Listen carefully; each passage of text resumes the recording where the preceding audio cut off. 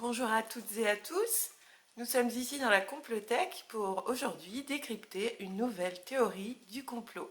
Ici Laurée Dubois pour les sommes de toutes les peurs. On y va!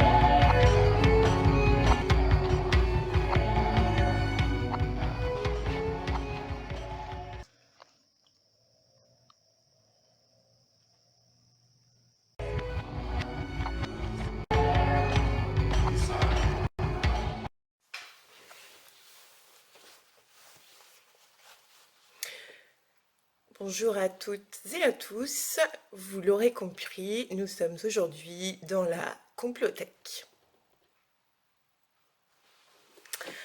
Alors avant toute chose, je voulais vous rappeler ici que le but n'est absolument pas de faire de la politique, même s'il est évident que la peur est un enjeu assez présent dans les choix qu'on va faire en la matière.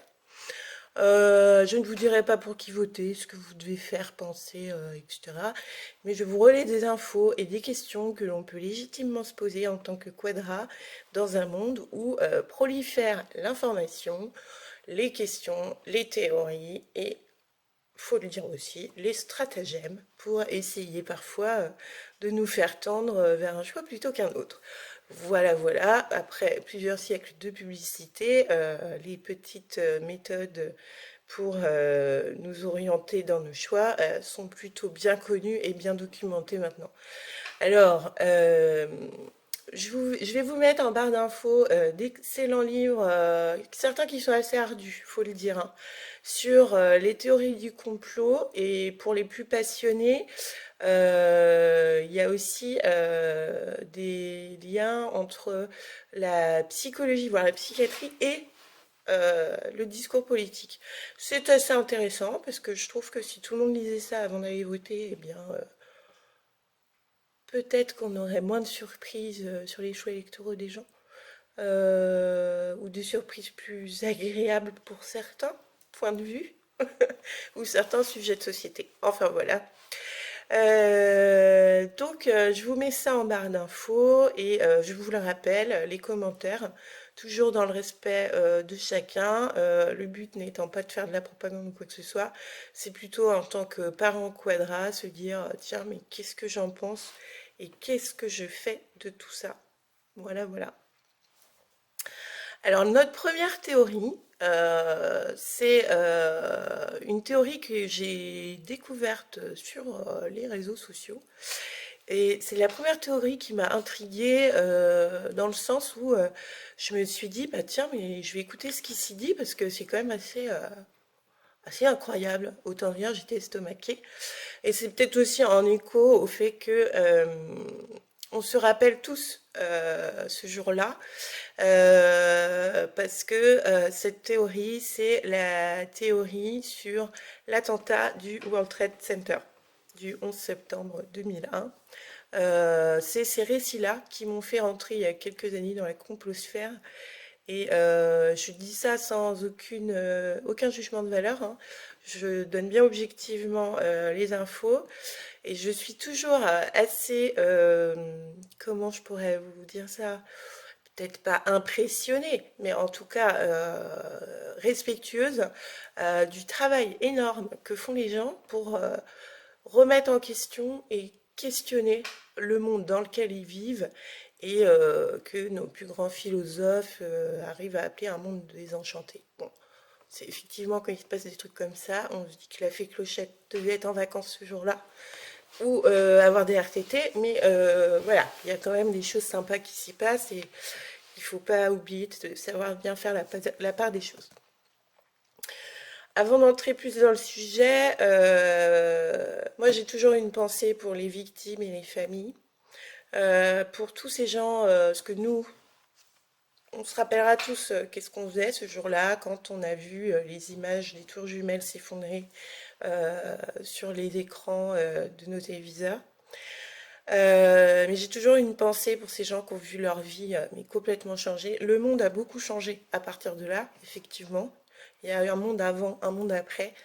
Et voilà, donc une vraie pensée pour les victimes, les familles et ceux qui sont allés se battre dans les flammes pour sauver des vies et qui ont vu leur vie bouleversée en se levant un matin pour aller faire leur métier comme tout le monde. Alors, selon cette première théorie du complot, accrochez-vous bien, parce que c'est assez loin de ce qu'on nous explique. Le récit est, voilà, Osama Ben Laden, avec son mouvement Al-Qaïda, a programmé une attaque terroriste contre l'Occident et principalement les États-Unis. C'était le 11 septembre 2001. Vous savez tous ce qui s'est passé malheureusement ce jour-là. L'autre théorie inclurait un travail de service secret qui en fait aurait fait une opération sous faux drapeau. On appelait ça une opération false flag. C'est-à-dire que ça arrangeait les services secrets américains ou pas, ou d'autres pays, que sais-je, de mener une telle opération pour des enjeux et des intérêts qui nous dépassent, mais qui se résumeraient un peu à cela. Favoriser l'écoulement d'armes dans le monde et trouver un motif à une guerre. Rien que ça. Oui. Et les gars qui vous expliquent ça ont des éléments pour vous faire adhérer à cette thèse. Alors, quels sont leurs principaux arguments? Tout d'abord, le fait que la façon dont se sont effondrées les tours, quand on est un expert en bâtiments et en matériaux, rendrait impossible un effondrement dû au choc des deux avions dans les tours. Il y aurait donc un élément supplémentaire inconnu du public qui expliquerait cet effondrement des tours dans une verticalité assez d'aplomb, en gros, si j'ai bien compris le truc, qui ne correspondrait pas à ce qui normalement devrait se passer s'il n'y avait eu que l'impact de deux avions. Bon, je ne suis pas experte en matériaux, donc on peut me dire tout ce qu'on veut là-dessus. Honnêtement, je ne sais pas si c'est vrai ou faux. Il y a une commission aux États-Unis qui a été chargée de mener une enquête supplémentaire à la demande des familles qui ont eu accès à ces éléments-là et qui n'étaient pas satisfaites de la réponse du gouvernement américain sur ce point. Il y a une commission, elle a rendu des conclusions et on en a très peu entendu parler, il y aurait. L'argument le plus courant et que relaient beaucoup nos ados, enfin, voilà, que ce soit dans leurs discussions ou les cours de récré, c'est assez étonnant que l'on retrouve intacts les papiers d'identité des deux pilotes. Effectivement, comment se fait-il que... Enfin, ça faisait un peu carte de visite, quoi. Merci, nous sommes passés par là. Alors, les gens ont tout de suite dit c'est un complot fomenté par des services secrets, mais l'État ne veut pas nous le dire parce qu'on serait trop inquiet si on découvrait la vérité, patati patata. Ça peut être ça. Moi, je n'ai pas trop vu d'hypothèses alternatives à cette théorie-là, du type d'autres complices pouvaient être en bas des tours à attendre que ça se passe et être passés déposer les papiers après. C'est aussi possible. Pour bien laisser leur carte de visite au service enquêteur. C'est aussi possible quand on fait un peu de criminologie. On sait que les criminels, certains d'entre eux, et notamment les cerveaux, ceux qui ont tendance à penser ce genre d'action, aiment laisser des cartes de visite derrière eux pour qu'on les reconnaisse.